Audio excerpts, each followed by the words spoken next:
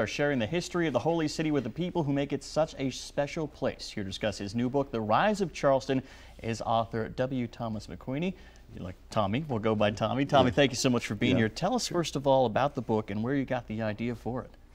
Well, John, I've always written, and I've enjoyed.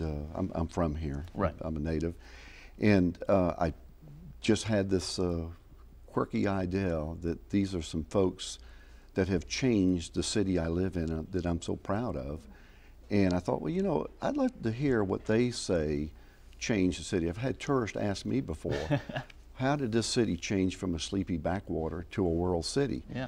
And I've had my own instincts to tell them, but then I started thinking, I know some people well enough to go ask them, and these are the people in the book. Exactly. Tell us about who are some of the featured interviews you are and how you went and got them. I know Mayor Riley is in there, Fritz Hollings is in there, and many, many others.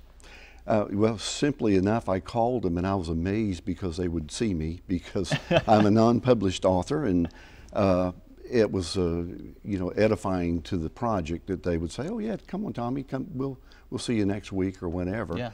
But there are folks there from Anita Zucker to Tim Scott. It touches on cultural history, sports, the events that have changed Charleston, some of the architecture, some of the buildings.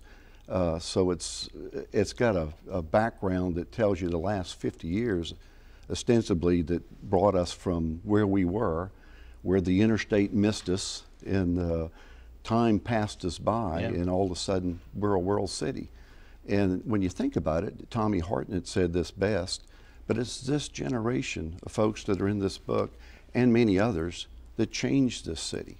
And so I wanted to hear from them what was their take on those changes. Well, it sounds fascinating. Again, a lot of great interviews, and it's really in the words of these people that have really changed this city. That's correct. And that's what you set out to do. Exactly. Where can we pick up this book? Well, the best place now would be at the Historic Charleston Foundation. They're straight across from the Hibernian Society Hall, 108 Meeting Street.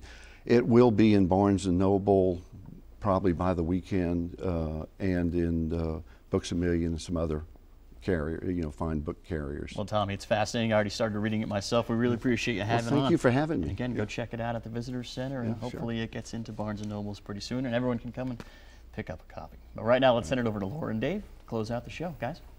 You know what